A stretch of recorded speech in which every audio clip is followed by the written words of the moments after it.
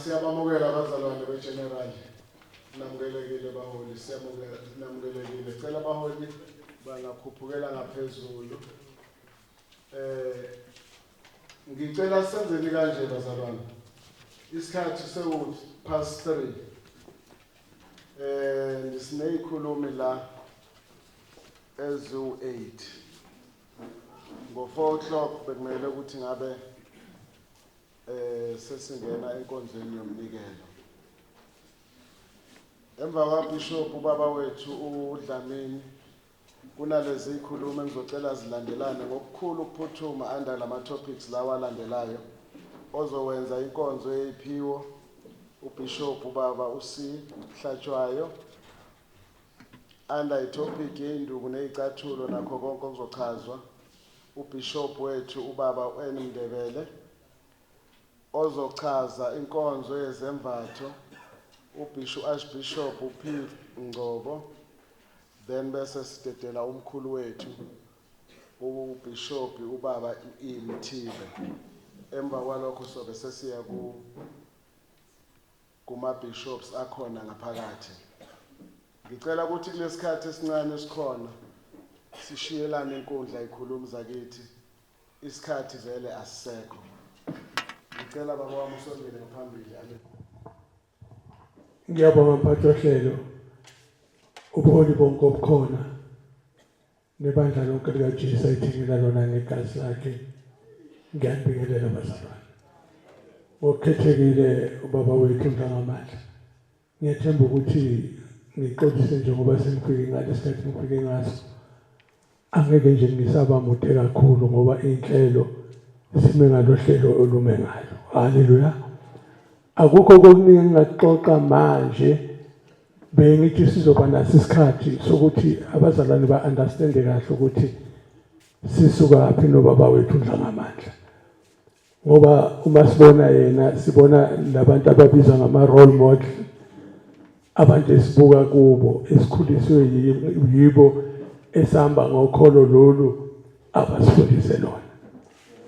Nikhona abazalwane angeke ngibale bobaba esithe sibantwana sihamba nabo abangasekho obabunyoni obani angeke ngikusho lokho angeke ngisaya ngenxa yesikhathi. Kodwa engakusho ayicalanga kamnandi lengxoxo noma lokukhuleka kwesikhalanga. Siqale kabuhlungu sikhulekele ekitchen. Sitry ekitchen kubaswe nestove la. Ibuyishe ke nampama ke hayi ke nenduku sengisho impama uma kungahambeki kahle nikhona bazalwane.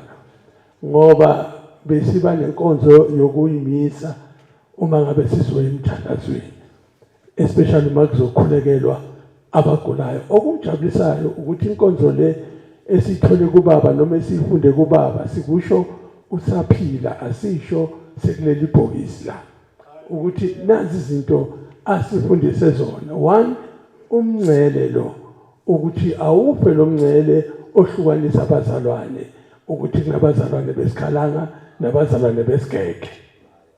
Nikhona abazalwane konke okubizwa ngoba into ebalekile ilokuthi abantu bakithi ithe iBhayibheli bayabhubha ngokuswela ulwazi. Abantu abafuni ukufundiseka ukuthi kahle kahle kunengxoxo esiyayisisho ukuthi kahle kahle befuna ukuchaza ukuthi siyini isikhalanga.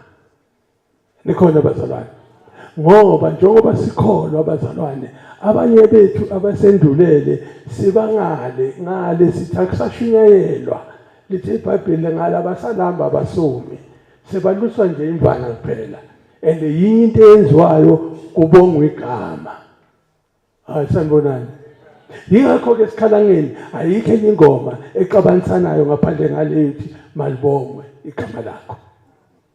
Ngoba uma sekubongwa igama sisuke sesingama ambassadors sesihambela izulu sikhona la. Nikhona abazalwane. Okusho khona ukuthi la siyakhona azike ezinye izinto ezenziwayo. Abanye ke bahamba isigeke, abanye bashaya amacilonga, abanye babonga lona igama. Ngakho kufuna sikwazi ukuthi ithe iBhayibheli intando yakhe ayenziwe la emhlabeni njengoba yenziwe ezulwini. Nikhona abazalwane. Okusobala ukuthi kudinga ukuthi singaze sibanjwe ukufa singalwazanga iqiniso ukuthi kahle kahle ngoba especially isikhathi esifika kuso akusafana nalesikhathi esikhule ngaso. Igeneration yanamhlanje ingake kubuze ukuthi baba nalokho nihamba nilandelana ningaficani yini problem yenu, and you need to explain ukuthi why and bekwenzelani lokho and kwenzani kusizani. Haleluya. Nikhona abangcwele. Ngisho ukuthi sifuna ukusho baba wethu ukuthi asikubonge usesekhona ukuze sikhona ukuthola ibusiso uba besekhona. Akusizi ukuthi silethe ingubo noma sithenge inkomo angasekho, sihlulekile ukuthi simbonge enjani ephila. Ngakho ke sithi uNkulunkulu wethu akasigcinele wena baba wethu nabanye abobaba bethu abakhona. uNkulunkulu abapha amandla baqinise ungafi uziyoni. Inkosi kembusise. Amen. Siyabonga. Ngicela ukulandela uBishop wethu baba Mayese. Emva kwakhe kulandele uBishop ubaba wethu Ndebele. Emva kwakhe kulandele uBishop wethu Archbishop ubaba uNgcobo. Ngiyabingelela abazalwane ngegama lenkosi uJesu. Amen. Inkosi ngiyayiphilela. Angaboni lutho lungangihlukanisa nenkosi. Ngicela inkosi ithele umusa. Amen bazalwane. Asivumeni amen. Amen bazalwane. Ngiyabingelela kubuholi bonke busendlini. Ngiyabingelela Mphazima ngegama lenkosi. Amen. Ngiyabingelela Ntate Mthibe ngegama lika Jesu. Amen. Makhoso ngiyathoba. Ngicojwa kaNkulunkulu. Siyabonga program director, ngiyabonga babudladla ngenxa yesikhathi angisayiba mude. Kodwa ngicela nje ukudlula la before ngesifundweni. Ngiyabingelela iqiniso lithi angisumuntu wesikhalanga. Umuntu nje wesigeke. Uzalwe endlini yesigeke. Sikhalanga no. Esikhalanga nisifundiswa yilo yamfowethu umfundisi uMayisela. Mayizongilanda esontweni lakithi. Ubaba uNdlangamandla ngemazi ngalo yamfowethu uMayisela. Mangiqala ukubona ubaba uNdlangamandla ngambona sikubo Sigonyela Isiguqo kwakunesiguqo bosigonyela ungwenya. Kwathi isiguqo soqala ngo11. Ubaba ubisi uZulu wasiqala ngo6 ntambama. Avumisa umama kasigonyela athi wena uzothi amen. Mase siyafika sithola lo mama lo baba umanzi uyiwani. Ngangiqala ukubona abantu besikhalanga ngalelo langa, abanye badress ekamereni, abanye badress dining room, abanye badress kitchen. Nithi mina Vusi, abantu bakho bayaphila ni. Angithi ngijwayele isigeke sine order basana. Ngalelo langa abantu ababehamba nobamdlanga amandla wathi mayefika nabo wafika wanuka omunye wabo wathona ungcolile. Lo amnukayo ilo nemoto. Ikhathulo zikabamdlanga amandla isemotweni. Bastart imoto bamshiya. Amen bazalwane. Umuntu wayenemoto kithi bafana abancane ngaleso sikhathi usigonyela. Kwafanele ukuthi ahanjiswe. Amen. Ngiyabingelela amawami. Nginikezwe bazalwane ukuthi ngizokhuluma ngeziphiwo. Isihloko sami nje sisesiphiweni. Ukuthi ubamdlanga amandla umthetho wakhona wehlelwa isiphiwo sokuprofita. Ukuprofita bazalwane akukhona ukukholwa.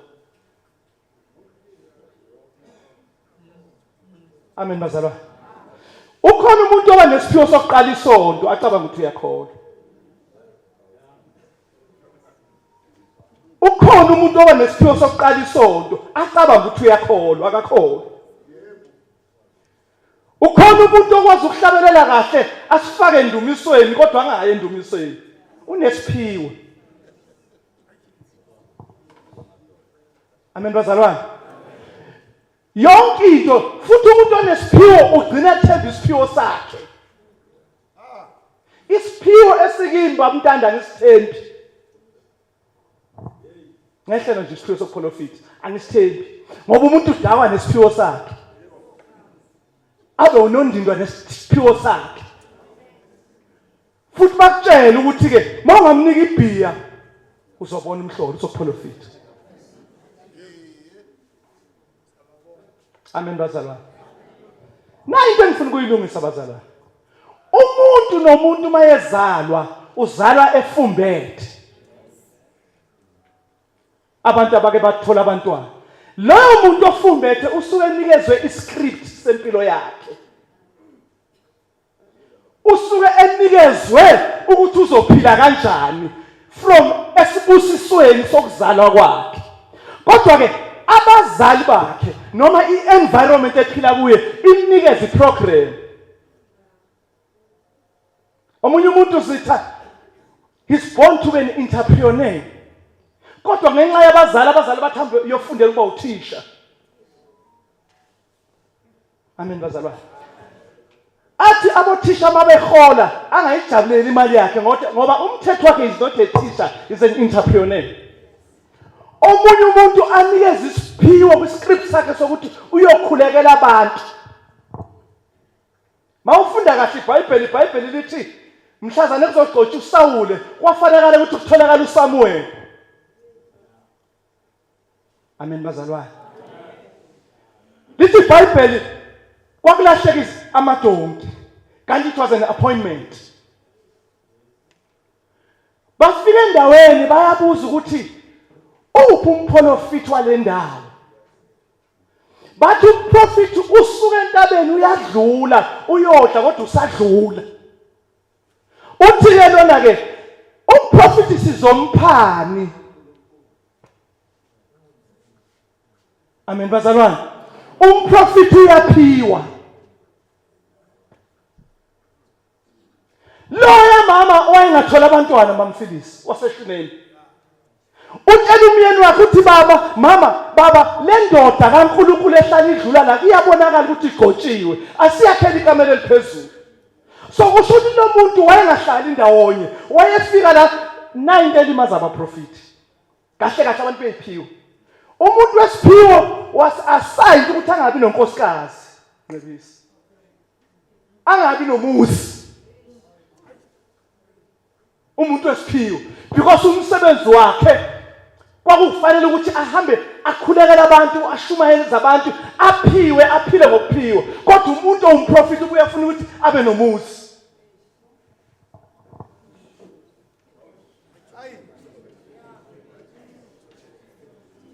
Amen bazalwane. Amen bazalwane. Ufuna ukuba umprofit, ufuna ukuba i-entrepreneur, ufuna ukufunda, ufuna ukuba nomuzi, ufuna ukuba nesonto.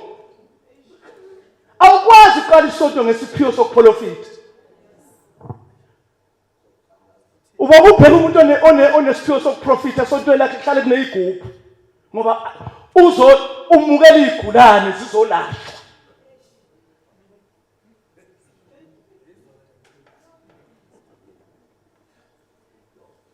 Amen bazalwane. Loya muntu ngifuna nibheke lento le etshontshwe izangoma kithi. Ungasheshe uyihlabe izangoma. Izangoma zishontshe iconcept yokukholwa. Loya muntu owayelele kameleni uzwa ivoice.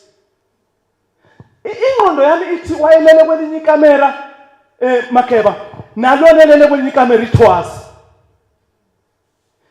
Ugedla uma lo ezwi voice uya lapha kugedla. Uthi inkosi yangibiza na. Mfundisi. Uthi angikubiza ngihambe yolala. Okwesithathu ugedla uyabona ukuthi no lo muntu umthetho wakhona useqedile ukuthwasa spiritual. Uthi ke uma futhi ubuyilizwa leli phimbo awuthi khuluma inkosi ilalele. And uma ufunda lelo zwa ngisayikufunda ngenxa yesikhathi lithi ke wayengakakwazi ukuzwa izwi lika Jehova.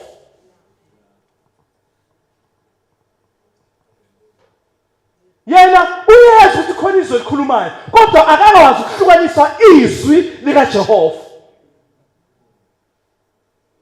Amen bazalwane. So umuntu wesiphiwo sokuprofita fanele akwazi ukuzwa izwi lika Jehova. And umuntu oprofitayo bazalwane uassign ukukhanda ibandla, ukukhanda abantu. Ngiyathuka mina umprofiti esontweni mayibuye yathi umuntu mayengigangela ngiyamgadla nami. Amen bazalwane. Impilo kabamdlanga amandla yonke bazalwane kube ukuprofita, kube ukusiza abantu. And ubamdlanga amandla wenze lento okuthiwa i-church planting. Azange ahlale ndawonye. Ngifuna sigcine ngaleli izwi mfundisi wami. Asifunde uJakobe 1 sifunde iverse elilodwa ku-17 bese ngiyagcina bazalwane. But ukugade ukuthi iphiwo bazalwane, iphiwo zonke zibuya kuJehova. And iphiwo zonke fanele kube yiphiwo zikamoya. Kukhona umuntu nje onesiphiwo esontweni sokukhuleka. Kukhona umuntu okwazi ukuthi akhulekele ubishop, akhulekele abazalwane emfihlakalweni. Ngicela sifunde. Kukhona ingoma eyihlabelela uNdlangamandla lapha, angisazi noma usayikhumbula ma. Eyayithi zandile ziyafana. Zifana nehlabathi solwandle. Amen bazalwane. Ngenxa yesikhathi ngicela ungifundele umcocwa.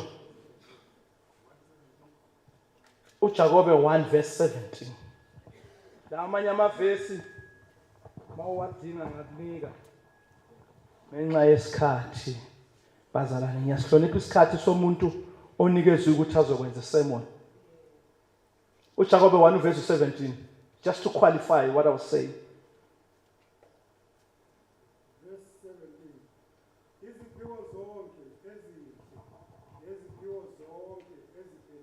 So isiphiwo masifika kumuntu esehlisa uNkulunkulu usehlisa siphelele. Asishodi ukuthi uye komunye ubaba uyohlala kwakhe.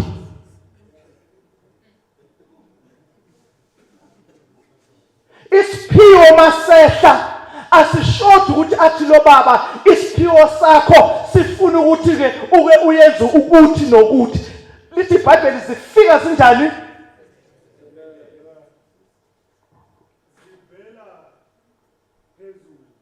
Asikho ke bazalwane isiphiwo esivela phansi. Asikho isiphiwo esivela esibongweni. Sivela phezulu zehlele esibongweni.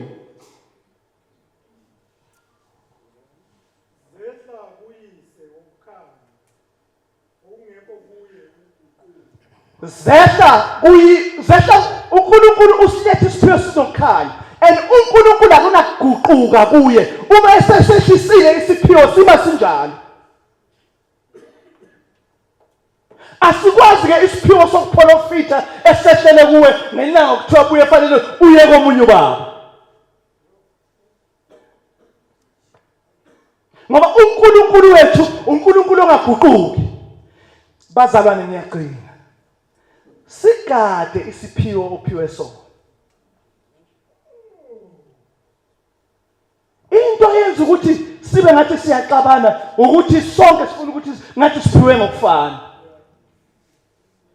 Uyingozi ke nobaba othi enikezwe abantu ukuthi abahole angazigadi iziphiwo zabantu. Akwenzeki ukuthi sithi sisonke siwu10 iziphiwo zethu sifane so10. Omunye unesiphiwo sokushaya ngelimi. Uma eshaya ngelimi khona nesiphiwo sokuhumusha. Uma ehumusha kukhona nesiphiwo sokubeka izandla. Uyazi esontweni zithi kuke kudresswe esontweni abantu babe manzi nje kube khona ubaba ongadressa mini. Kuthi makubuye bese kuthiwa lo baba sicela kubeka izandla. Abantu bedress bathi hayi lo muntu akazange azungeze. Kanti unesiphiwo sokubeka izandla abantu baphulukiswe. Emzini waseZayoni sengiyagcina shemeni. Isiphiwo sasithi kufikwa isidakwa sikhulekele sikuyeke utshwala. Ngicela ninga-entertain utshwala. Ngisiyo nje clean mina ngaze ngaphuza utshwala. Angaze ngabhema ngihamba nalo mfowethu. So singadlali ngotshwala. Lokunithi hayi isikhathi samanje umuntu akakhulekele. I-problem ukuthi kufika umuntu ephuza anikeze ukhololo.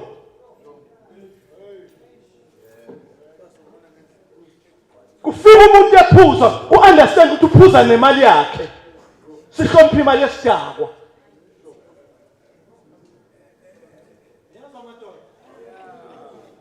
Amen bazalwane. Amen bazalwane.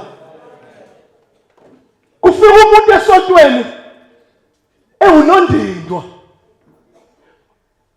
Umsebenzi womprofit i-deliverance bazalwane. Akhulekele umuntu ayekele ukundindwa. Sihambe naye noma yi2 years angagqokanga chilizi. Kuthiwa ukwazi ulembatha ijazi lala sisakukhulekele. Amen bazalwane. Ngisho isiphiwe sikulobaba. Lo baba ngiyagcina. Sengiqedile ukushumayela baba. Sihamba sesiguqweni sihlangana nobaba uNdebele. eDiepkloof ngisikhohle leso siguqo. Mfethu uyakhumbula. Saphuma ngo11 isiguqo emini. Imvula yayina ngelanga lakho. Sase sesontweni sasontela egarage. Uma sifika egarage ekhwezi kuthiwe banibonge malivunya igama lakho. Undlanga amandla athi akubuya amaphepha, adabula amaphepha. Wathi wangiphi iphepha? Ngiyaxolisa ukukwehlisa mfethu ngiyazi ukuthi umfundisi. Waphuva uSmayisela iphepha wathi nina ukusonta kwenu kuniphelele la. Awudabona umuntu osamba naye ubusuku bonke. Lo muntu ustressa naye ubusuku bonke, lo muntu usifika naye esikhupheni. Kodwa mase sifika esontweni wathi nina niphelele ukusonta. Iviki elilandelayo saxoshwa esontweni. Amen.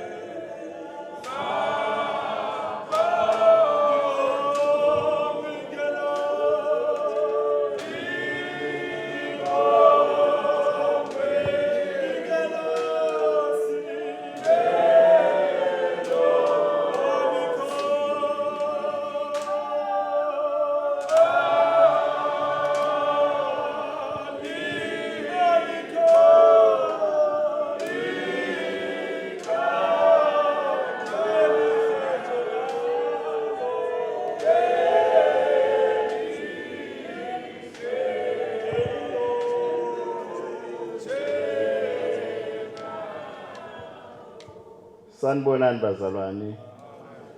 Ngiyabingelela egameni lenkosi uJesu. Ebandleni lonke kumabhishophi kubafundisi kubo doctor sanibonani bazalwane. Ngizoba mfishane ukukhuluma kwami kuseyicathulweni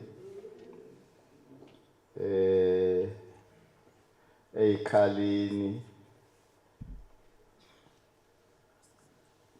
naseziwashweni. Amen. Haleluya bazalwane. Ngizozama ukuba mfishane. Kulezi zinto engiyibale entathu ezinye azinalo ivesi.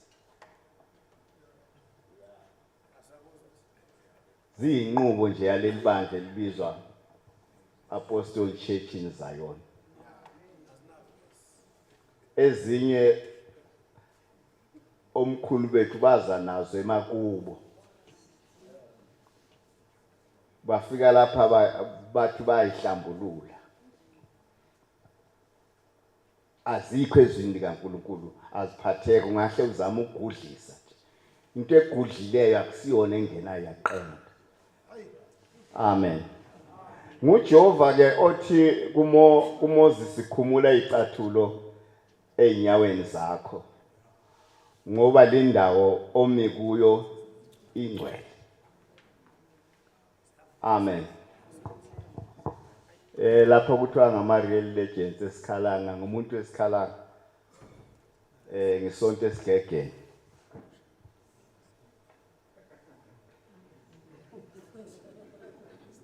Angazi uma kuyahlukaniseka ngumuntu wesikhalanga. Ngisonto esigegeni. Ngiyakwazi ukuhlukanisa ngingaphandle. Ukuthi la ngeke ngikwazi ukudressa nalaba bagijima ngalendlela. Laba ngizoncinga kubo kancane. Amen. Njengoba ngithi umuntu wesikhalanga. Igama lami bazalwane nguNomeni nguThemba wakwaNdebele. Ngizalwa lapha eRustenburg endaweni okuthiwa kuseThahlakanyane. Ngumfana waseRhodesia uSolomoni. WakaNdebele wangithatha wangikhulisela khona lesibizwa ukuthi iZimbabwe namhlanje. Ngakhula lapho ngafundiswa leso siNdebele. Ngaze ngaba indoda ngabuya lapha. Angibuyanga ngokuthi ngize komalume kodwa ngabuya ngazosebenza.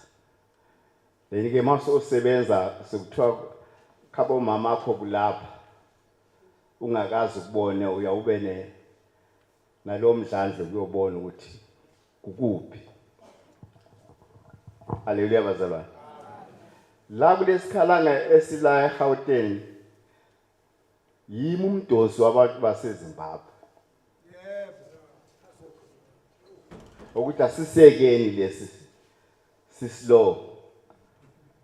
Asiyeni kulesi ngathi siyasheshanyana. Amen. uNkulunkulu akanginikanga ukuba namavesi amanengi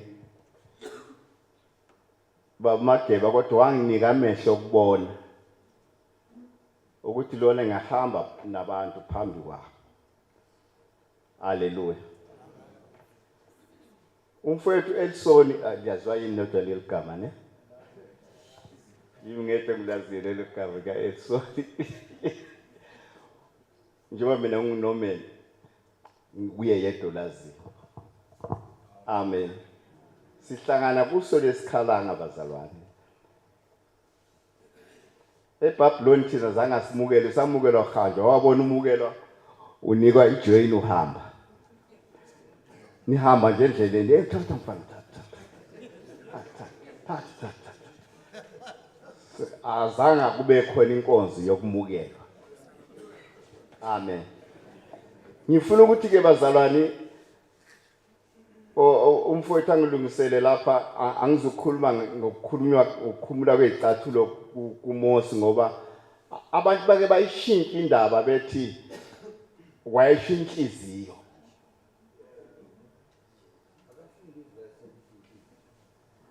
Haleluya. kwakushiya inhliziyo njengoba nibabona lapha abafowethu oMabhena Mtungwa siyabonga Bishop Mazala Nkosi siyabonga lapho Mdlangisi yima ngathi ngapha kuyashesha then sagcina ke sesinehlobo ezinengi njoba senimkhomba ukuthi uyazi eZimbabwe haleluya ngifuna ukushayisa umkholo wami isikhathi ngasibona sabile chapter number 5 ungibhekela unumber 14 no 15 incwadi uJoshua ngifuna ufakazisa ezika Mose icathula ukuthi uJehova azikhunyulwanga kuphela nguMoses haleluya thina amaZayoni ngokwenkolo yethu asikhonzi ngezicathula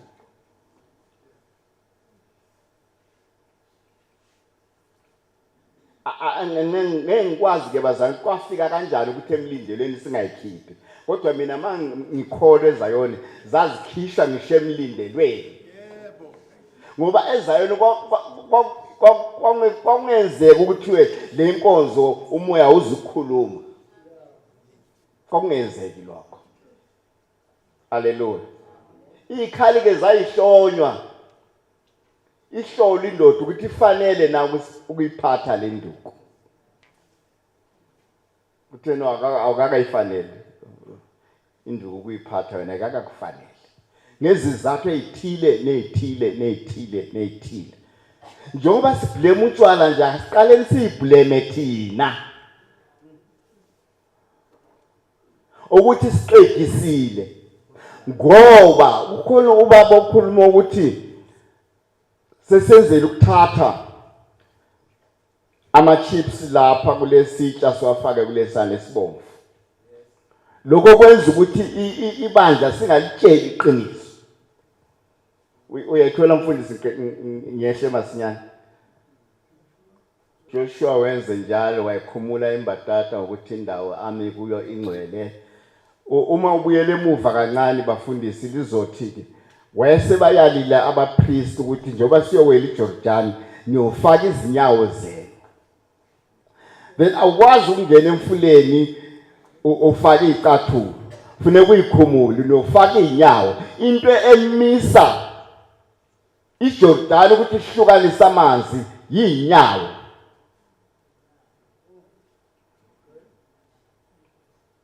haleluya sebengaphesheya ubona indoda ethile uyabuza lele lamlithi uthi umi ngakulaba noma ungakithi na lithi izwi ke wayephethe inkemba enomlilo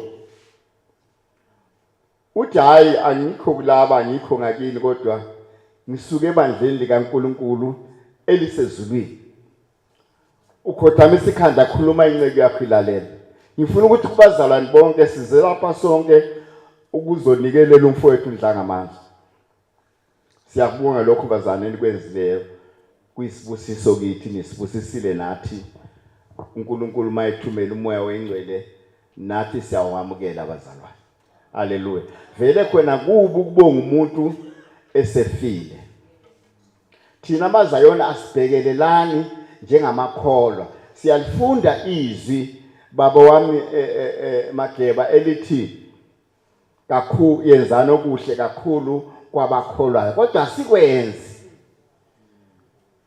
amen haleluya bazalwane sengiyaqeda ngingumuntu wesikhalanga ngisonta esigegeni uyayibona nenduku zami noma uhlangana nami there's no need yokungibuza ukuthi mawufuna ubuye esontweni ukuthi nihamba luphunyawo there's no need ikhali zami zizodwa ngiyiphethe ziyakutshela ukuthi hayi uyogeka lo haleluya bazalwane mina ngikwazi ukubona uma uyisayoni ugqokile ukuthi lo akukho nokuncane ukuthandaza lapha angikwazi ukulandela lo nokuncane uhamba nje ugqokile uthi hayi angikwazi ukulandela lo mzana akukho nokuncane ukuthandaza sengimile ke bazalwane ngiyenzela ukuthi kodwa egcineni sonke sithandane siyanibonga bazalwane besikhalanga kungathi lo mqondo ningeke nuyeke ningawuthathi ube wena kodwa nusupply kumakholwa onke Ngiyabonga abafana bami manikhona. Amen. Siyabonga bazalwane. Dokotela.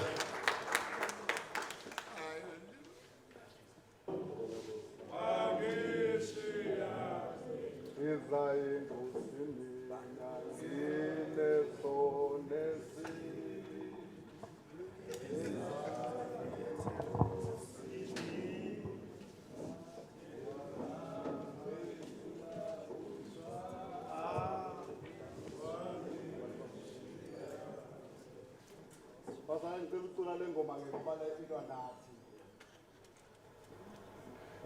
Kunengoma ethi umangisela ubuna aba umdala izohamba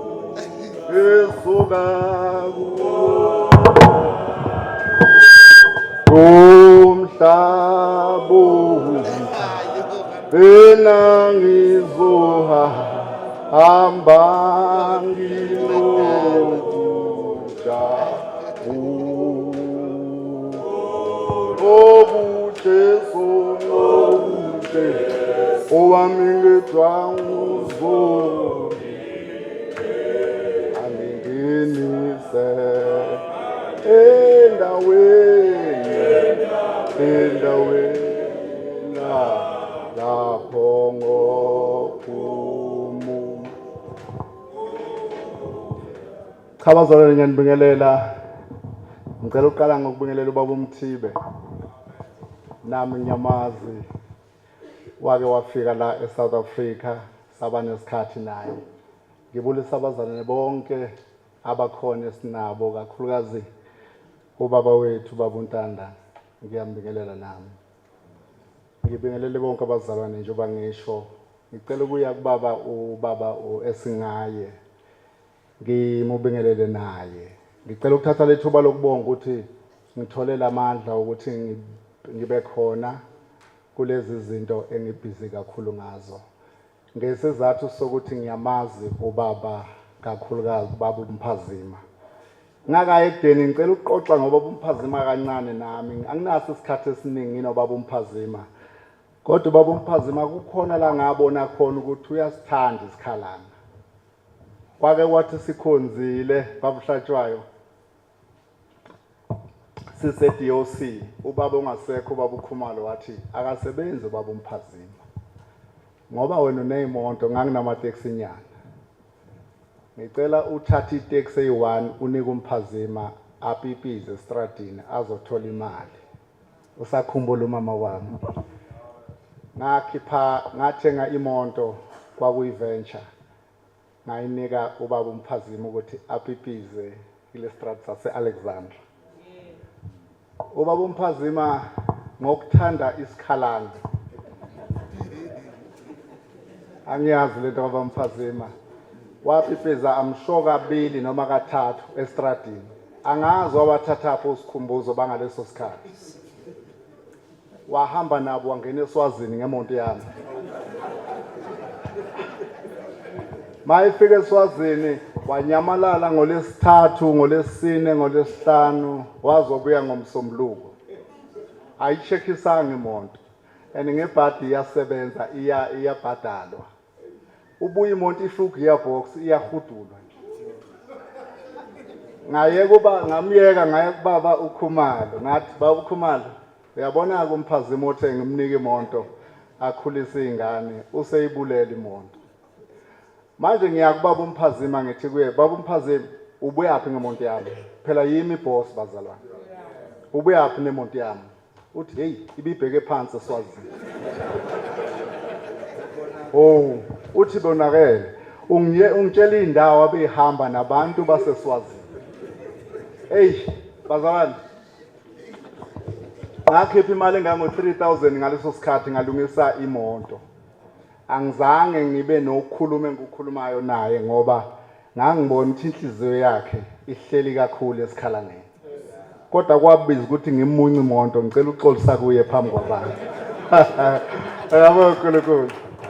Siyabonga bazalwane, nami nginikezwe itask encane ngizokhuluma ngeingubo. Ngicela ukuchaza kanje bazalwane. Ukhona ubaba usukuma la osuka manje la. Ubaba wami uthi okunye akufuna amavesi. Ngumuntu wamavesi ngiyawathanda futhi nami. Kodwa ngicela ukuxoxa nje ngeingubo. Ingubo lezi sigqokayo eZayoni zizohamba nentambo. Ngizocela nje ukucela ukuchaza, ngicela ungifundele incwadi yesambulo ungibhekele u3 bese ungibhekele amangaphosisi unumber 5. Uma ungakhona ukukhuluma ngevoice ephakeme o ngufundele. Incwadi yesambulo yokugcina chapter number 3 ubheka number 5. Ngeke ngibe mude kakhulu. Ethi le ndaba onqobayo uyakwembathiswa kanjalo izingubo ezimhlophe. Unumber 1 bese kuba nekhoma besithi negama lakhe angisoze ngalesula encwadini yokuphila, negama lakhe ngiyakulivuma phambi kukaBaba naphambi kwezingilosi zakhe. Ngicela ukuchaza lento bazalwane. This is coming from a very big research. Ngenhlahla ngicela ukudeclare ngingumuntu nami owazalwa emndenini okholwayo. Ama-parents wami ngama-Christians eZayoni. Both umama nobaba, and nami ngakhula khona ngaba iSayoni. Ngamuvela eJohannesburg ngaqhubeka nobiyoni. Ngakhonza kakhulu kuze kube manje. I believe ukuthi I'm an ambassador of the Christianism under ubuyoni. Nami ngomunye ongabhemanga ongaphuzanga ngiyithanda ngempela iZayoni. Angimthanda umuntu okhuluma ngeSayoni kabi. Ngiyengibe nalento ubaba ukhumala ekhuluma ukuthi umuntu ongathandi iSayoni akaphume eZayoni ngoba uzoyiquestion into zeZayoni. Ake ngisho lokhu ke bazalwane. Ngizocala ukuthi ngichaze ukuthi kweyami research ngipick up ukuthi ingubo yokuqala eZayoni enconyiwe nekhona nebhaliwe ile ngifunda ngapha ewhite. Ingubo ewhite iyona ngubo important evelayo. Ngicela ukusho iminingi yale ngubo. Le miningi yale ngubo isho ukuthi uxhumana noNkulunkulu. Ingubo engicela ukuthi sazi ukuthi ixhumanisa noThixo, futhi ingubo le engicela ukuthi wazi ukuthi le ngubo ikukhipha kwenye into futhi ikufaka kwenye into. Baba uMhayisi, ake ngichazele lento. Izinto eziningi lapha eZayoni ubuthi uma usonta eZayoni bakwembathise le ngubo. Ibisebenza kakhulu futhi ukuthi uma ingane izelwe ibigoqwa ngengubo emhlophe. Uma umuntu eshonile bekuqoshwa ingubo ibe mhlophe.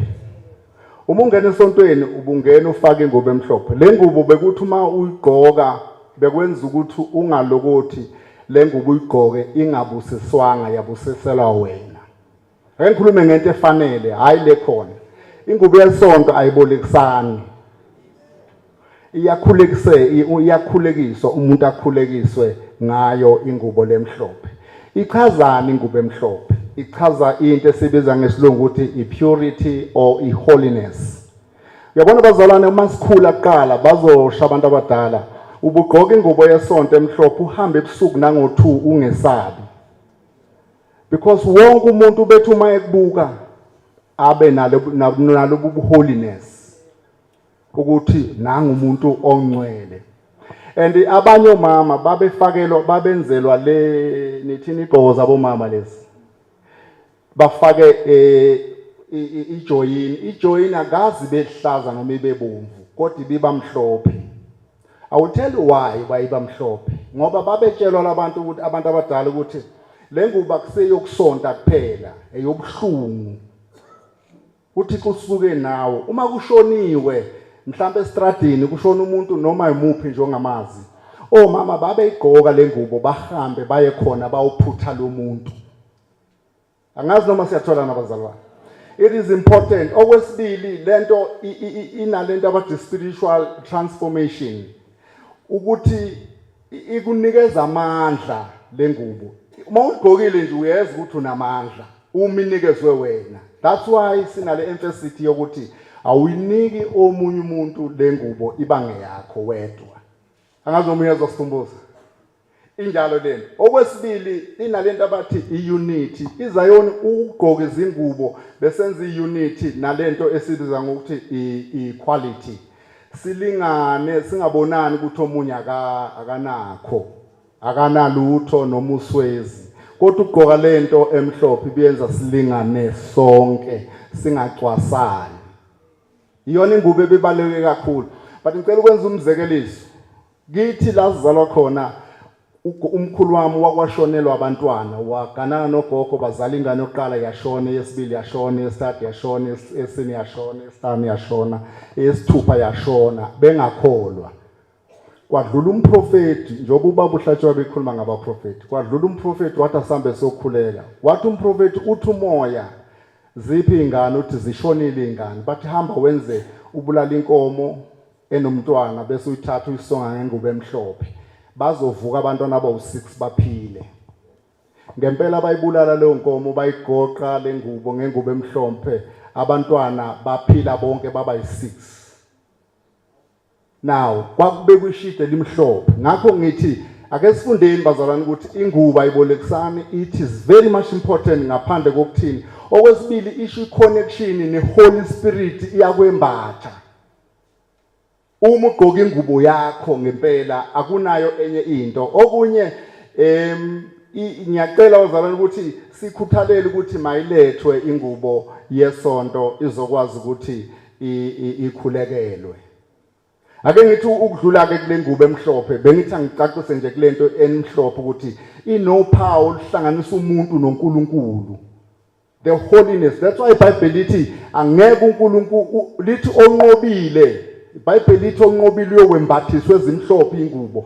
Ngokwencwadi yokugcina ithi kufanele sedlule ebuhlungweni sinqobe. Bese lithi iBhayibheli ke laba abanqobile bayokwembathiswa ingubo ezimhlophe. Lithi ke negama labo ngeke uNkulunkulu alesule emabunzini wabo. Futhi igama labo uyolivuma phambi kwengilozi naphambi kaNkulunkulu. Bevethe ingubo ezimhlophe. That's why kuthiwa uJesu ekugcineni izono zethu noma zingababomvu zihlazwe egazini ziphume ezimhlophe. Ubumhlophe bune connectivity between umuntu onesono noNkulunkulu. That's why uma ugqoka ingubo zesonto ungena esontweni lento ichaza ukuthi ulahlile ngamagama ubungakholwa usujoinile uthathile. That's very much important. Ngicela indle ihambe nayo lento. And then ke ake sibuke ekuthenini ingubo le ibisebenza kanjani. Ngicela ukuyirepeata lento.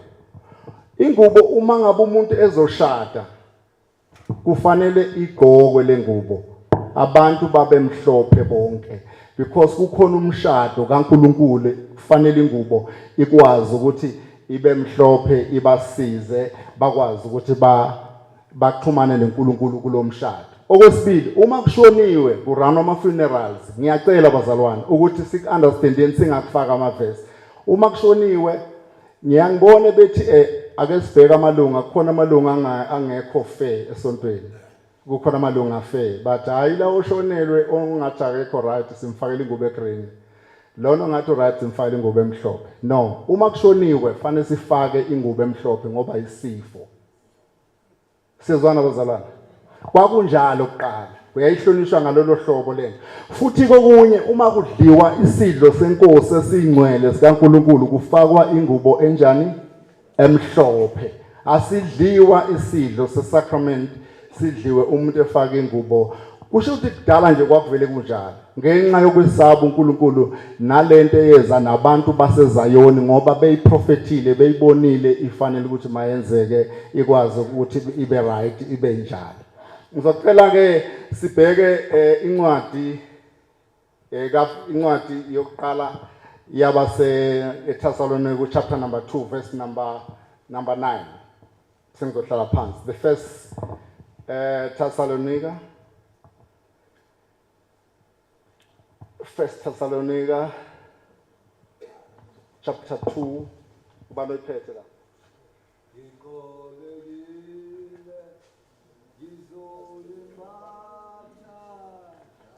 So the First Timothy chapter 2 verse number 9. Timothy wesibili chapter number 9.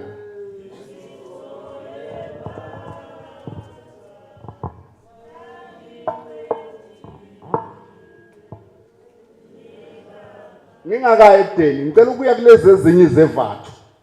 Izevathu lezi ezinye ezikamoya bazalwane. Ibandla laseZayoni lakhwe ngomoya. Uma umuntu ezogqoka ingubo mhlambe ingubo ebomvu ibingangeni esontweni kunesizathu. Ingubo nje ebomvu ibingangeni. Ifana nekhandlela elibomvu alisebenze esontweni. Uma ufaka ingubo ebomvu kusho ukuthi uyabhinga kukhona izinto ozenzayo ezimbi ofuna ukuthi mazifezeke kuloyo muntu.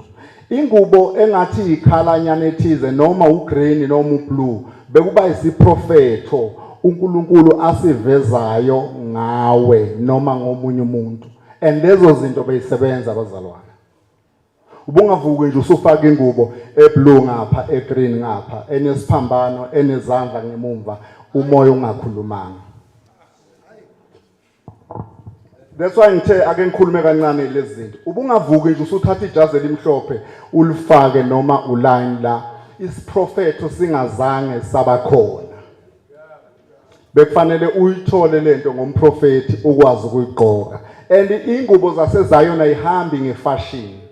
Sokumanje ngoba sesinalamasonto sesinawo wama ministries asehloba mhlawumbe afisa ukuthi asifake ublue noma sifake ugreen. But lezo ngubo kusuke kungukuthi kunesiprofeti sithe wena ngokufanele uqala isonto elifaka ingubo eblue. I'll make an example again.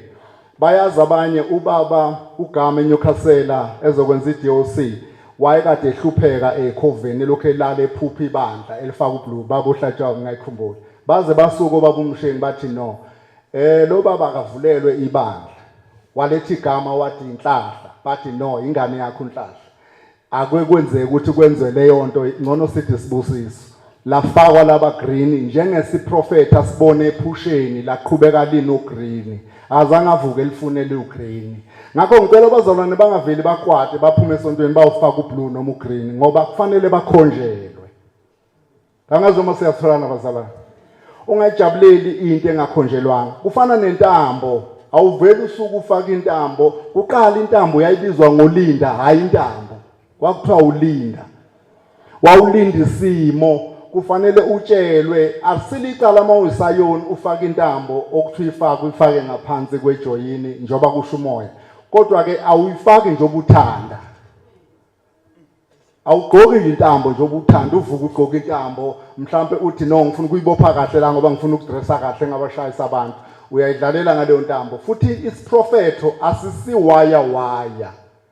Angicabanga ukuthi isiprofeto into yokuthi angazi kuze kulamla uJesu. Kusuke kuyisikhathi esithizo osinikeziwe sesiprofeto ukuthi fanele ugqoke isiprofeto ukuze kushayile isikhathi. Lento iyakusiza ngoba usikumelene nesimo esithize. Uma ibandla kuthiwa lifake intambo enjena kusuke kuyisiprofeto salo. Kusho ukuthi fanele sigcine uma uthi umoya ibandla fanele lifake ingubo eblue nentambo mhlambe egreen kuzoba yona join ekhona njobe ibekwe kuwe kulandelwa leso simo awuphambani naso. And ayihambi ngefashion asihlali phansi ibheke constitution sithi hayi ake siamende seyithatha seyiphela unyaka sesifuna ukukhipha mhlambe enye ikhala sifake enye ikhala. All what I'm trying to say bazalwane ijoyini umuntu akasonto engenayo ijoyini. Uma ungena esontweni ufaka ingubo ewhite bese kufika isikhathi lapho onika khona isiprofeto. Ngeke ngimangale nje abazalwane bafaka iprofeto ngaphansi kwamajazi wesonto. Umuntu afaka ingubo enye ngaphansi kwejoyini yesonto asonte ngayo esontweni kanti kuthiwe ngeyakhe izomelana nawe uzoyigqoka somewhere. Kuze kuxabana abazalwane bathi umzalwane wethu akayifaki ijoin esontweni. Khulani bazalwana sisuxabana ngendaba yengubo. Yikho ngithe ngafaka amavesi angixoxe. musugqoka into engafanele esontweni ngoba wena uyayihalela abanye bayigqokile bayifake ngiyazi magdress wake ikhalanga zikhona ingubo okuthiwa ezethu ziyafana ezinye ibhala 6 to 6 isikhalanga ngithi asikustopeni lokho ngoba isikhalanga akusinto okudlala uma sidressa sinikela umzimba wethu kuNkulunkulu kukhona isimo esisilwisayo umoya afana ukhuluma ukulapha leso simo ngicela uNkulunkulu athele umusa amen.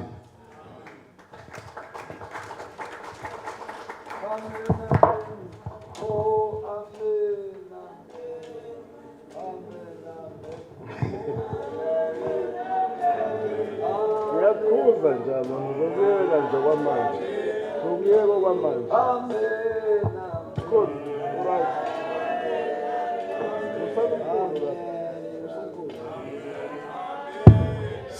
Siyabonga bazalwane. Cha. Sisalele ikhulumo ezo2 kuphela bese singena enkonzweni yomnikelo. Ngiyacela abazalwane abasibekezelele. Sesiya enkonzweni yomnikelo after le ikhulumo ezo2. Sizobiza umkhulu wethu obuya all the way from Botswana uArchbishop ubaba uMthibi eze ngaphambili athathe u10 minutes wakhe emva kwalokho uBishop wethu ubaba uMagoso uzosenzela isermon of the day emva kwalokho bese siyemnikelweni. Ngiyaxolisa kakhulu baholi ngibonile nibaningi kakhulu abangalitholanga ithuba benge ngasho masivule iservice ukuthi abazoma ngaphambili basikhulumela sonke kungakho sike sacategorize ngokwama generations ukuthi kunale generations ezokhulumela laba bangaka nalaba bangaka nalaba bangaka. Sengisho lokho ukuthi ngalokusho ngisho ukuthi abangatholanga nje ithuba namhlanje siyaxolisa kakhulu kodwa sizamile ukuthi sikhave. Ile ikhulumo ezo2 kuphela emva kwalokho bese siye enkonzweni yomnikelo bazalwane njengoba sazi ukuthi ikakhulukhulu okusihlanganisela ilento ethi sizopha umkhulu wethu, sizopha ubaba wethu, sizopha ubhuti wethu. Kunjalo bazalwane. Ngicela umkhulu eze ngaphambili ku10 minutes wakhe emva kwalokho siya kusermon emva kwalokho siyavala siya kuemnikelweni. Amen.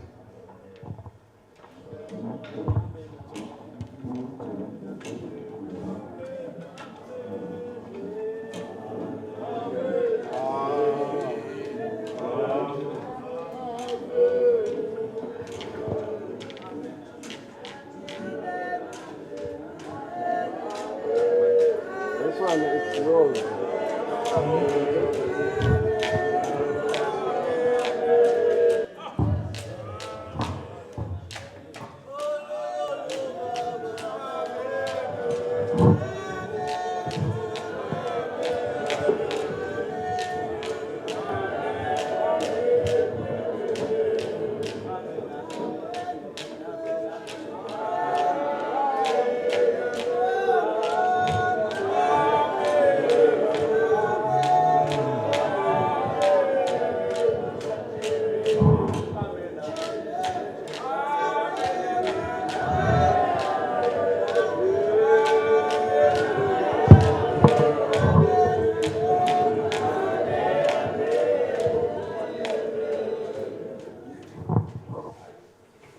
Ngiyalibonga bazalwane abathandekayo.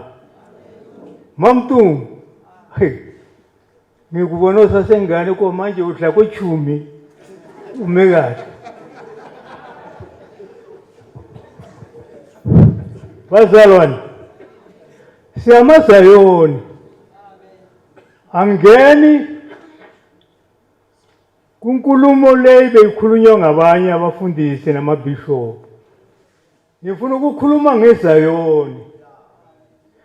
First of all, we are in South Africa here. Maphuma la, Mamtungu, ungene eBotswana. Uthi uyini?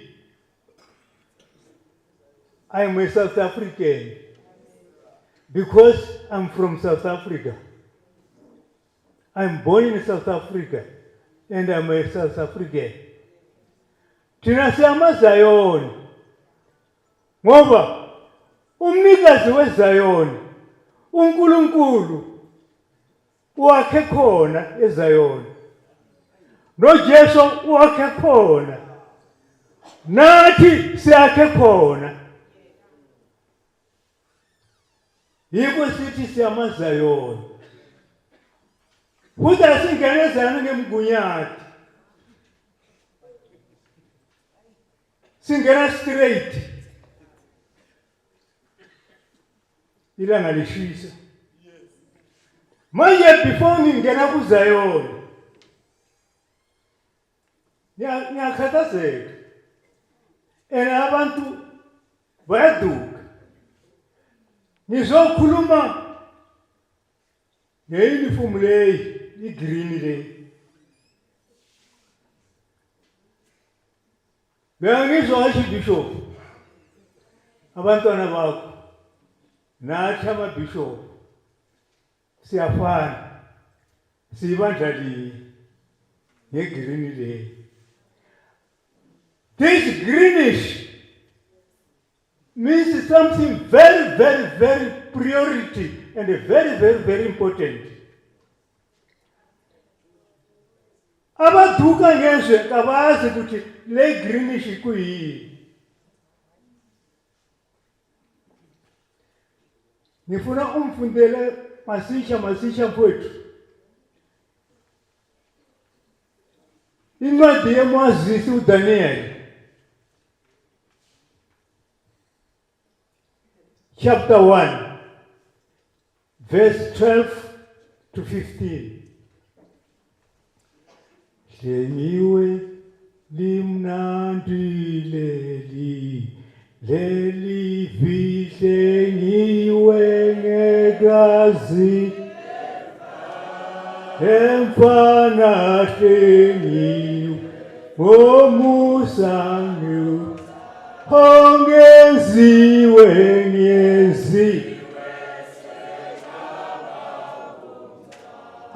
Hleniwe.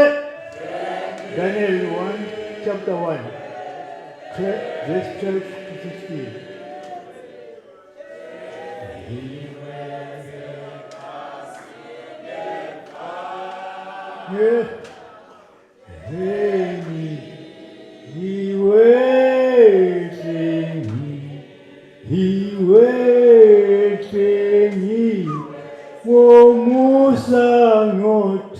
Limnandi lelivi. Futhi liyasiphilisa. Liyasisindisa. Wena uzogijima uyofuna iwasho upeyite, mina ngisindiswa ngevi.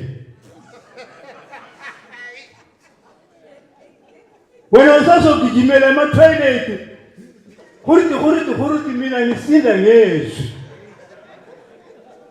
Liyasisindisa.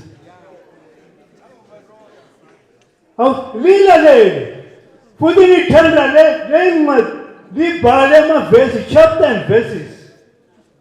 Libhale malifika ekhaya livule lifunde. Asizwe ukuthi uDaniel uthini, uNkulunkulu uthini.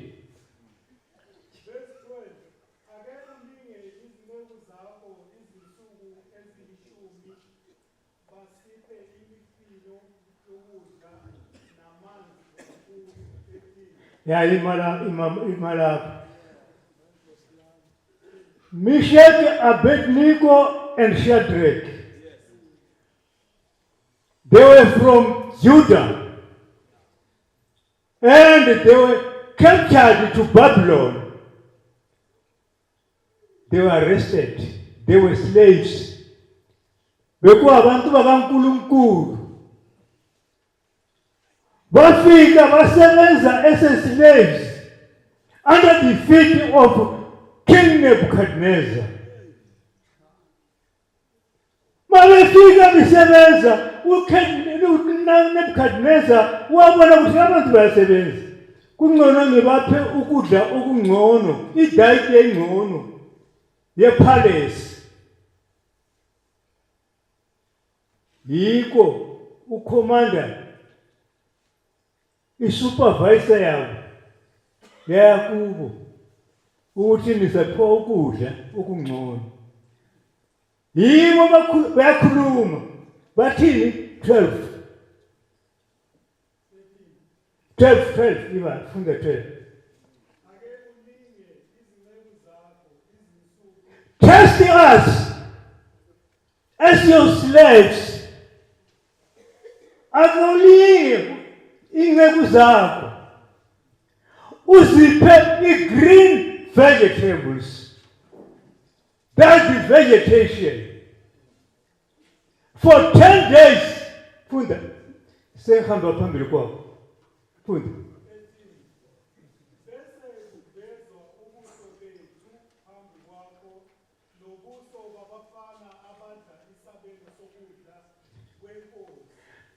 See the vegetations for 10 days.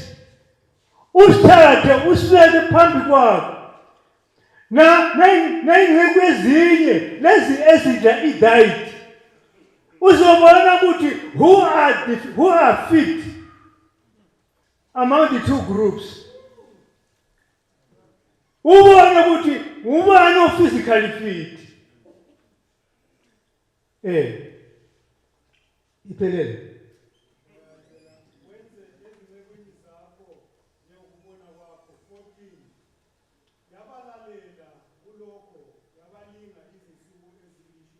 Yabali yavuma uNebukadnezar wathi ngizabona ngoba lithi noNkulunkulu wenu. Dlani these vegetables for 10 days. Sizabona. Qhubeka mfana.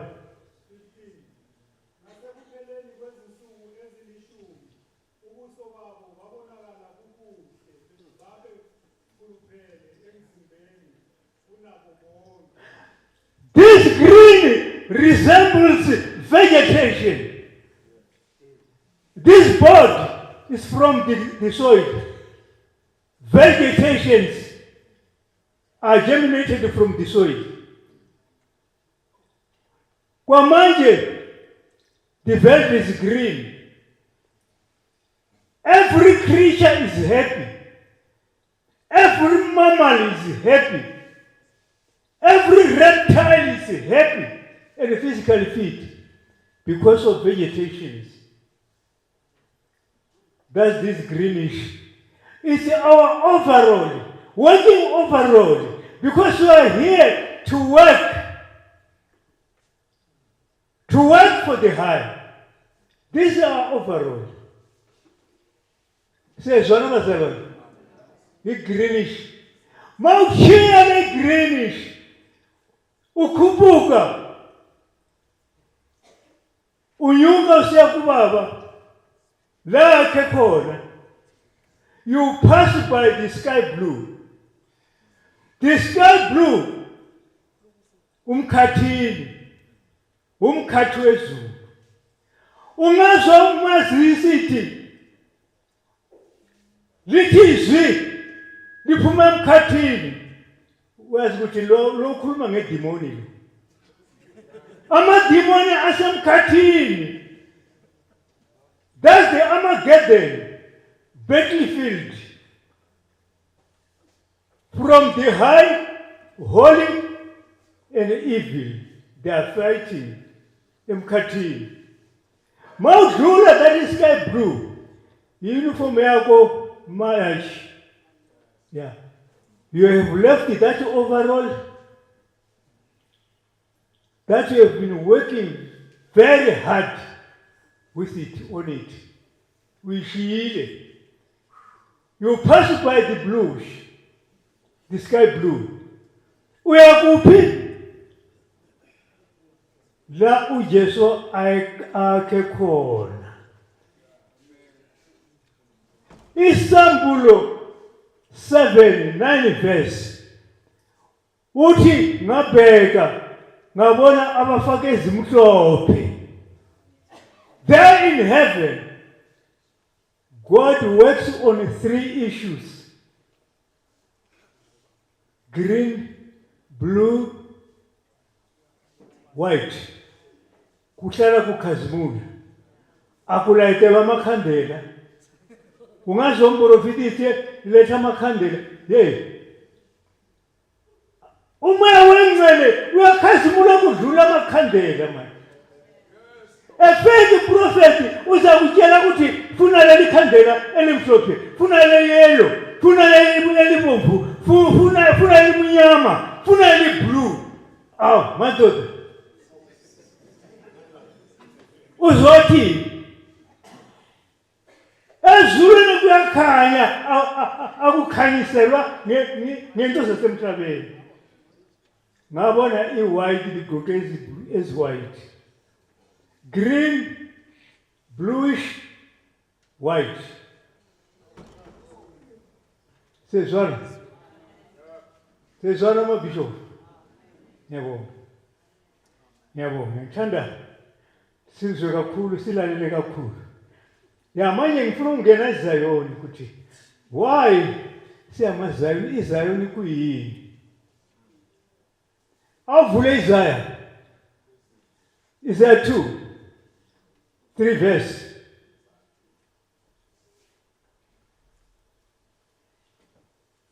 Isaiah 2:3 verse.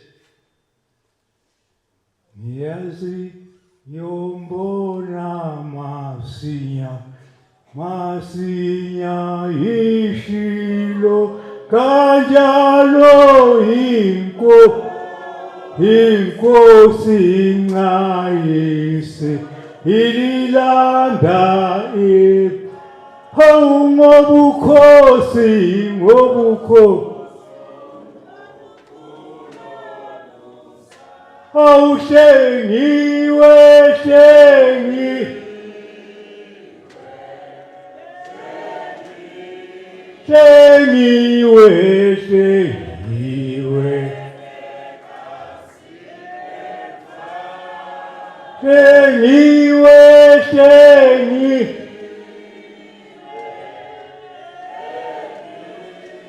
Shengiwe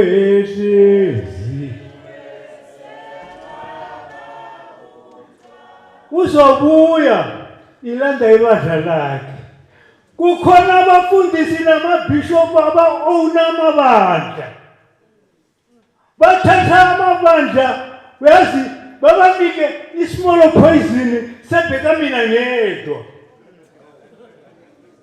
Bamlandele, bathi bembona bawele phansi, bathi nangu uNkulunkulu ufikile.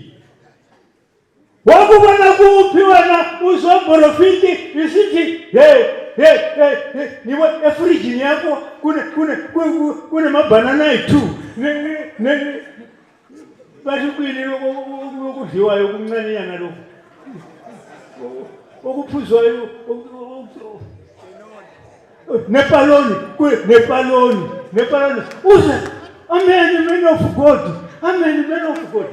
That's nonsense. Baona abantu manje uJesu mayebuya ilanda ibandla lakhe bona bazosala bazombheka bathi Fano Mageba Zulu nangu uJesu uthathe abake abantu thina siyaphi usiyisaphi mabhena uzakukhamisa bazokushaya ukuthi uzowazi ukuthi kwini angazi uzogijimela kuphi ngoba ungekho ezulwini urobha abantu uyaba-owna bayakuxosha ezulwini. Manje sikhuluma ngeZayoni.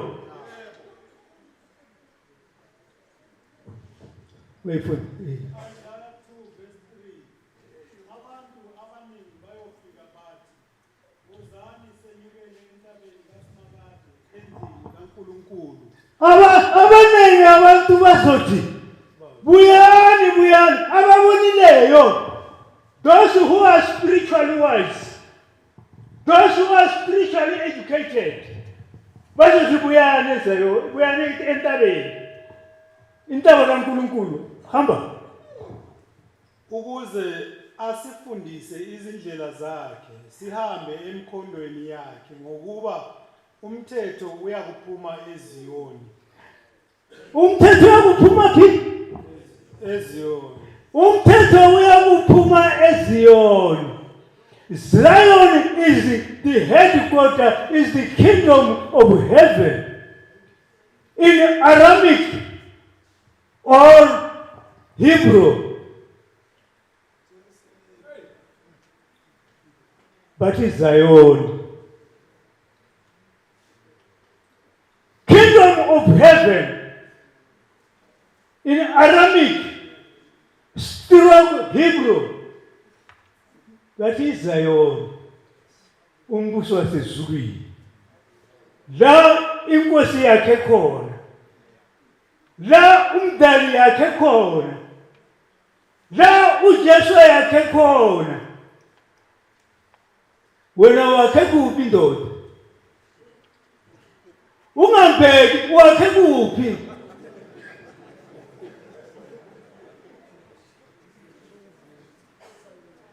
Basalwane, thina amaZayoni, uyabona mama, ngisobuhlungu. Ungathi sisemuva too much. Kodwa sikhohliswa, uyabona, ngendaba zasemhlabeni. Sikhohlwa la sibuya khona. Lentanda usangibona? Awubalekile. Sewuyintshebe emhlophe. Khona mama. Hayi khona. Asi nezwi likaSimakade eJerusalema. eJerusalema, one day uJohane usayifeso ishumayela ibalekile eJerusalema because they were persecuted by the Jews and the Romans. Wabaleka waya eFeso, wathi efika bamlandela bathatha i-boiling oil bamthela emehlweni wafa amehlo. uNkulunkulu wamkhipha on refugee status waya ePatmos Island on refugee status. Mayifika le uboniswa iJerusalema elisha elivele ezulwini. Hayi leli likaBenjamin Netanyahu. Uqeda amaPalestina so. Asikhulume ngaleli Jerusalema elingcolileyo. iJerusalema elibuya ezulwini. Madoda. Angazi. iJerusalema elibuya kodwa uJohane wayengaboni physically. Kodwa spiritually walibona liyehla. iJerusalem liphuma kuphi? From the kingdom of heaven, from Zion.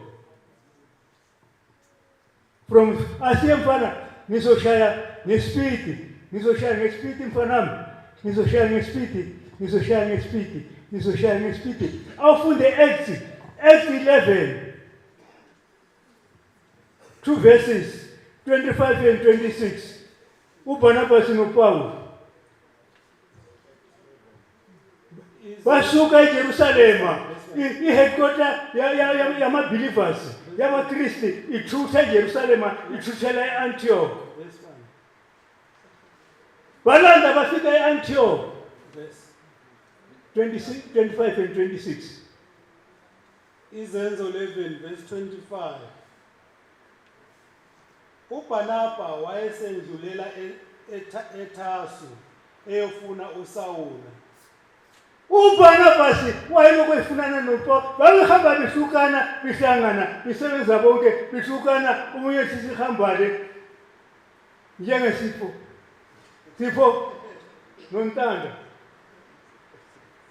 Omunye athi yami intshebe enkulu ngiyale, omunye athi yami enkulu wena yale.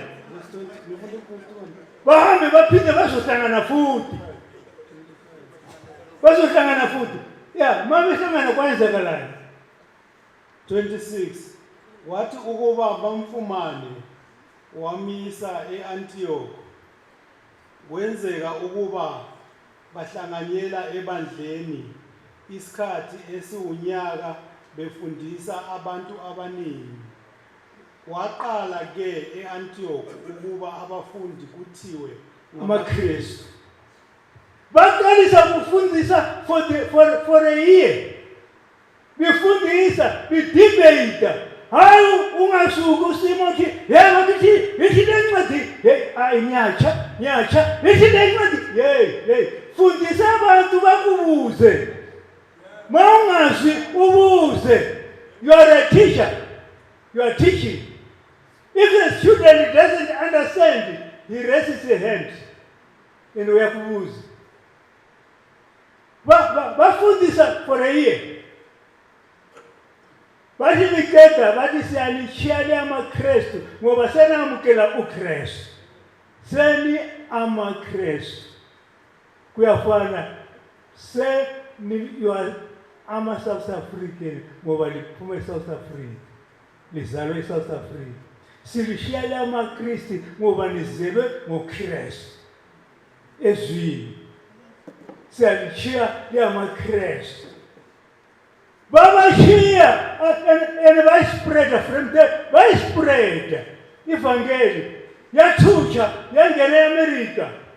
America bafika establisha iZion City in Chicago province. iZion City amaZion bonke bavula ama-industries ama-factories ukuze iZion singahlupheki. Thina la sihluphekile because we don't have spiritual wisdom.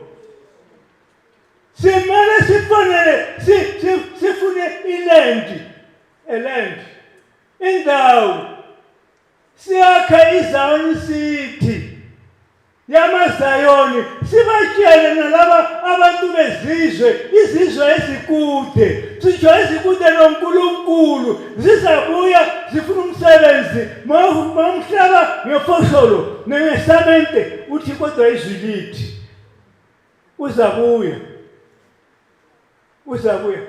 sikhuluma ngeZion City la ibona ibanner le simele sibhekisise kakhulu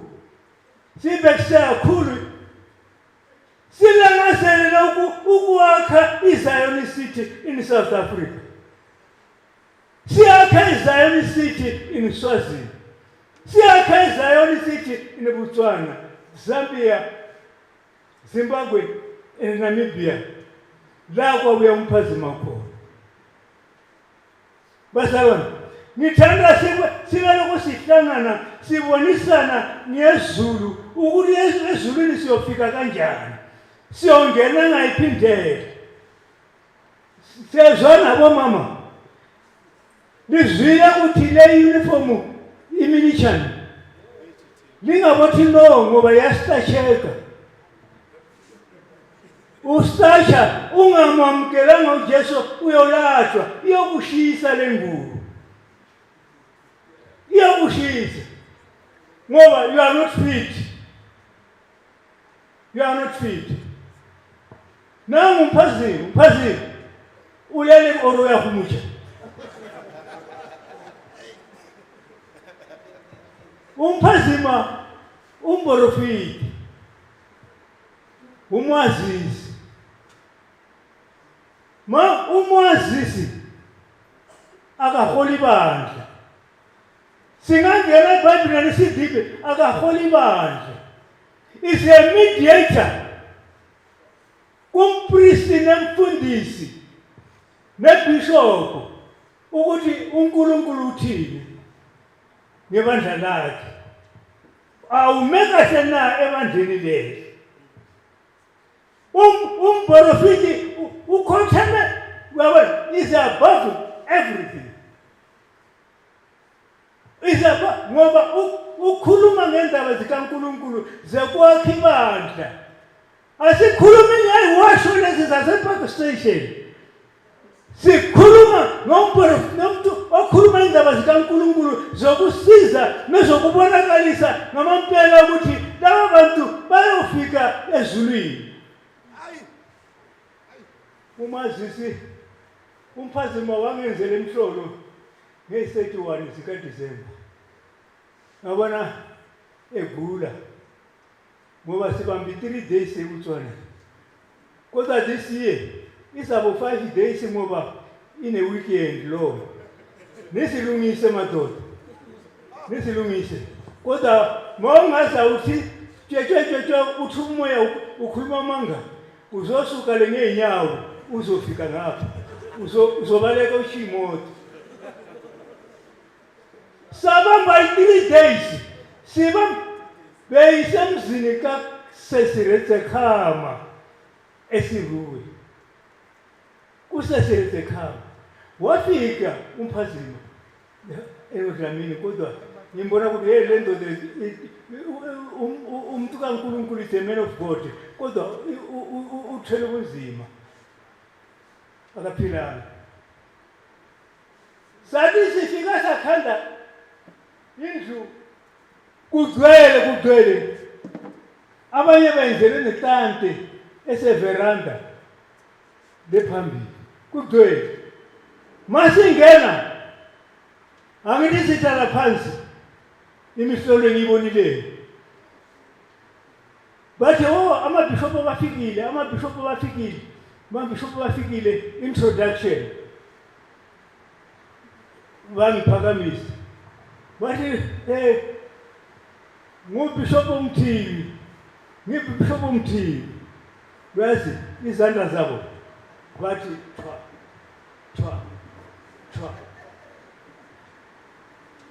uDlamini bathi ngubhishopu uDlamini bathi thwa bathi oseleyo ngubhishopu Dlangamati bathi balilizela bonke apha izandla baza balilizela bama nenyawo ngathi kuDlamini ngathi hayi ndoda sidliwe akusekho ngendlela we are really demoted completely uDlamini lo uphazima umuntu kaNkulunkulu ba angejela sinaye jealous down madoda lingamwenzeli mona maybe fracture lamphosa lamwela enhlani manje uNkulunkulu ulibhekile sikhuluma ngemuzi weZayoni Zion City asizenze vukani mazayoni sime ngeenyawo siyakhele abantwana bethu nezizukulwana ne-new generation uyabona ikhaya leZayoni Zion City sonke sibe sihlangana sonke tirabhuli sithanda imali too much nebukhosi omunye nomunye uthi nina bami kodwa unabantu bayi-5 nina bami what is that abantu nebakajesu pastorani ngiyabonga kakhulu inkosi mayilubusise sisazobuyela amen Siyabonga bazalwane item eyodwa then sesiya emnikelweni ningalali bazalwane vuka bavuseni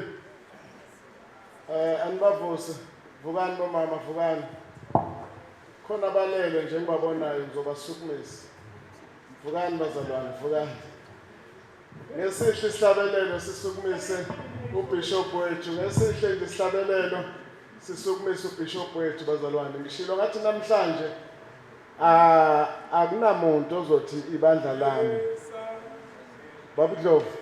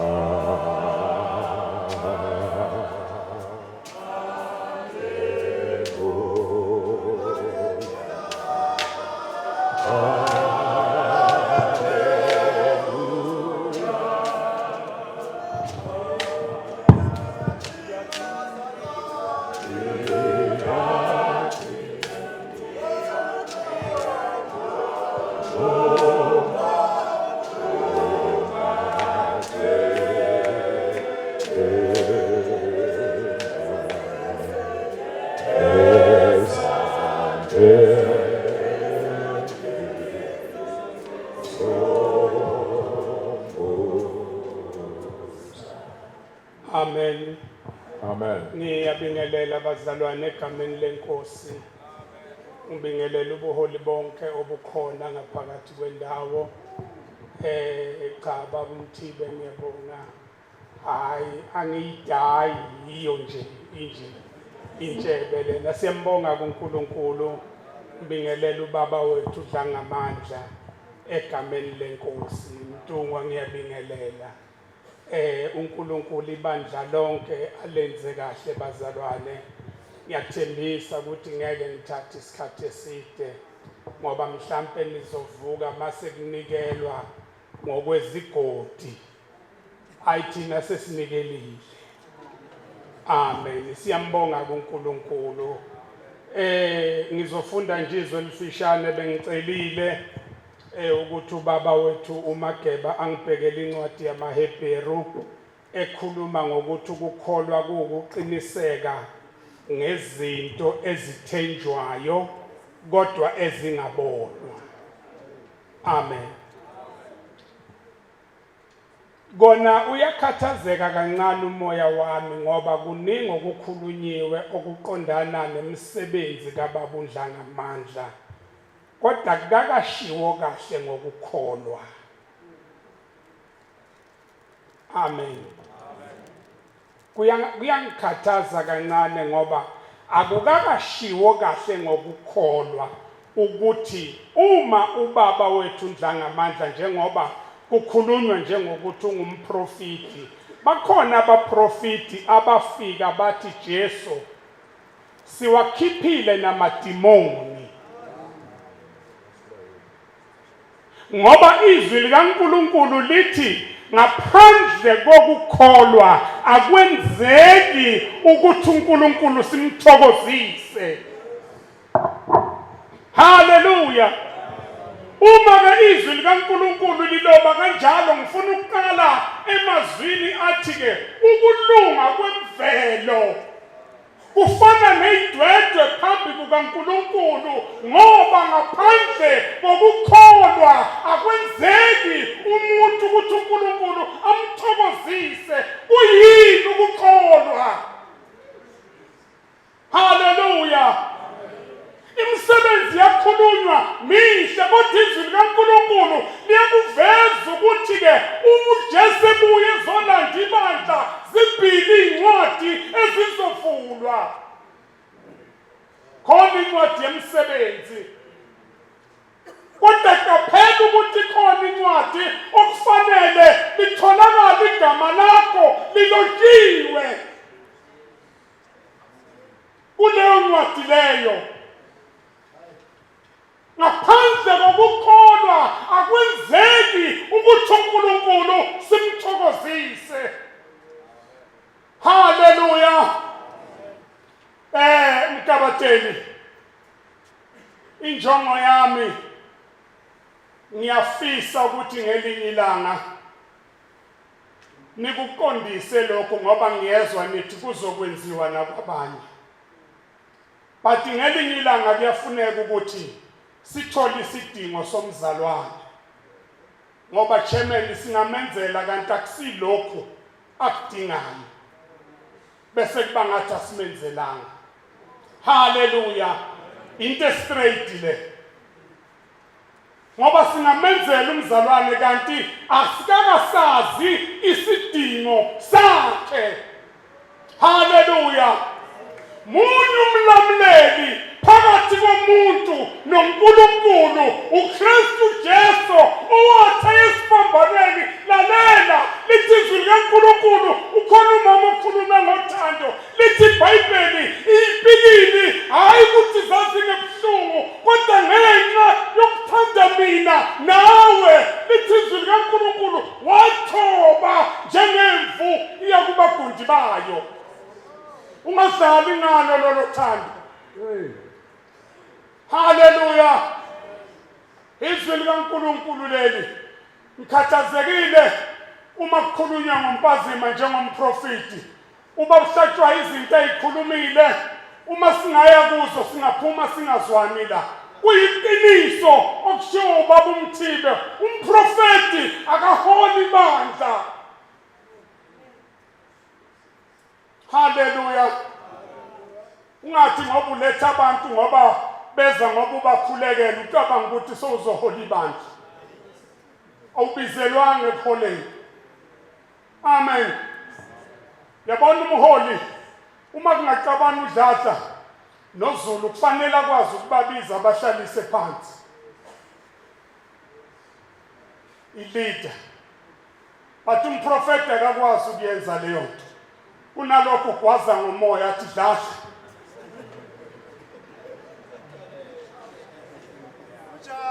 Haleluya. Uzoyigwaza ngomoya athi lungisanani. Kodwa leader izobabizi bahlalise phansi. Uma uyumholi obizwe uNkulunkulu angeke babe right bonke abantu. Imali kuphela ethandwa yibo bonke abantu. Mawufuna ukuthandwa yibo bonke abantu uyogcina unganaqiniso. Ngoba makufika uDladla kuqala uyabheda uZulu, makufika uZulu uyabheda uDladla, abakwazi ukubheda bonke. Khona kufanele umtshele ukuthi awenzi kahle la. Haleluya. Bazima isiphiwo osiphiwe uNkulunkulu uthe uhlatshwa yasike sivela phansi.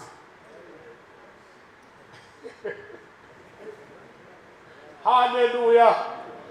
Uthi zonke zivela phezulu.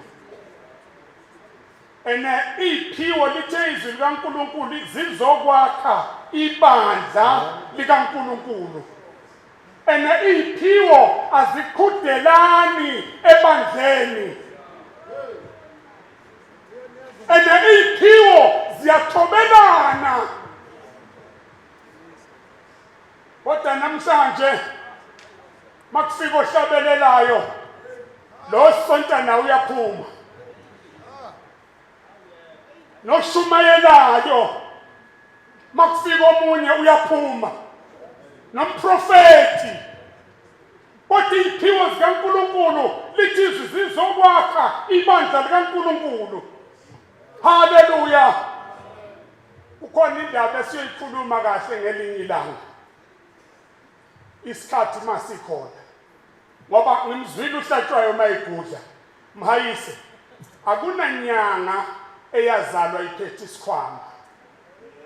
Ayikho. Haleluya.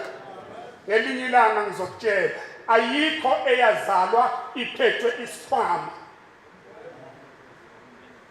Umhlaba ungokaJehova kanye nokugcwala kwawo. Isikhwama inyanga isithole la izinto ezalethwa uNkulunkulu. Haleluya. Ayikho eyazala isiphethe njengoba sekumazona phambili. Esikamkhulu wami akana sikhwama umkhulu wakho. Haleluya. Kodwa ngifuna uMageba mayiseyitholile incwadi angifundele, ngifuna abazalwane banikele ukube bekuya ngami bekuyoba mnandi ukuthi ngelinye ilanga simbuze umzalwane ukuthi yini oyidingayo ukuze simenzele lokhu hayi okucatshangwa yithi. Haleluya. Siyabonga abazalwane, ngithengele ngichitha isikhathi bamakeba. Yes, Baba. Cela ungifundele ivesi nami bese ngihlala phansi. Iyangikhathaza indaba yokukholwa. Yes, Baba. Amen. Hallelujah.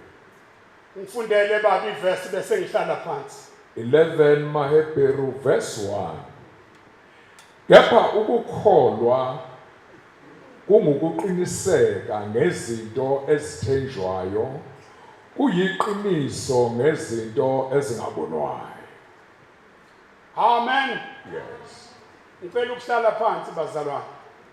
Encwadini kaJacob umkhuleko onokukholwa.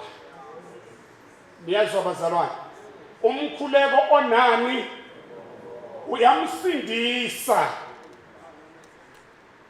Lithi noma enzile kodwa umkhuleko mawunani unokukholwa uzokwenza umehluko.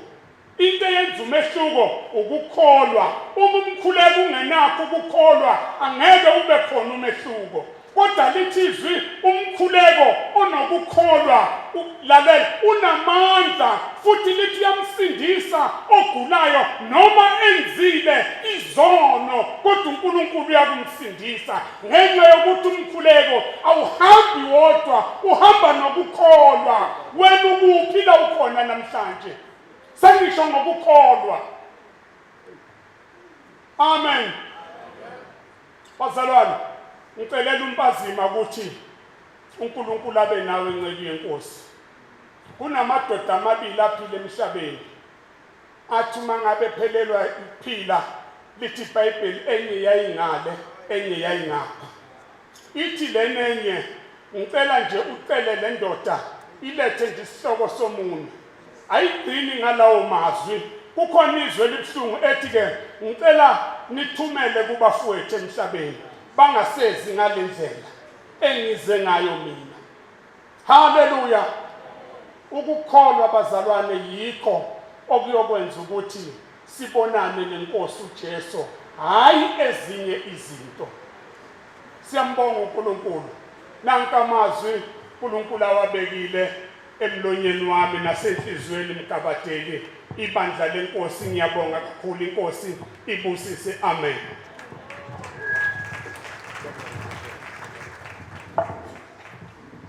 Siyabonga. Asimshayeleni izandla Bishop. Siyabonga kakhulu bazalwane. Cishe okwami kuphela la. Ngicela abazochuba lenqola basiphathele inkonzo yomnikelo.